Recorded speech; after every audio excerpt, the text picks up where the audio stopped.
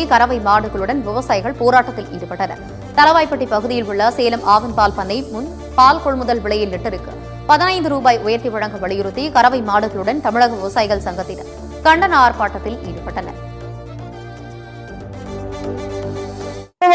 பால் உற்பத்தியாளர்கள் அனைவரும் கூட்டுறவு ஒன்றியங்களுக்கு பால் சப்ளை இல்லாமல் நிறுத்தி தனியார் நிறுவனத்தையும் நிறுத்தி மிகப்பெரிய போராட்டத்தை நடத்தி தமிழகத்திற்கு பால் தட்டுப்பாட்டை உருவாக்கும் என்று உலக பெண் தலைவர் நாராயணசாமி நாயுடுவின் தமிழக விவசாயிகள் சங்கம் சார்பாக இன்றைக்கு மிகப்பெரிய அறிவிப்பை வெளியிட்டுள்ளோம். பருத்திக்கொட்டை, உண்டாக்கு, தீவனம், அடை தீவனம், உலர் தீவனம் அத்தனையுமே வேலையாட்கள் கூலி பல மடங்கு உயர்ந்துள்ளது. இதையெல்லாம் கருத்தில் கொண்டுதான் இன்னைக்கு உற்பத்தி செலவு எங்களுக்கு லிட்டர் ஒன்றுக்கு 61 ரூபாய் இருக்குது. அதையெல்லாம் கருத்தில் கொண்டுதான் இன்னைக்கு அரசாங்கம் உயர்த்தி கொடுக்கணும்னு நாங்க கேட்கிறோம். அதை உடனடியாக செய்யலினா அதுக்கு உண்டான நடவடிக்கை நாங்க தமிழ்நாட்டுக்கு பால் சப்ளை இல்லாத நாங்க நெருக்கடி கொடுத்து எங்களுடைய உரிமையை பெற முடியுமே தவிர வேற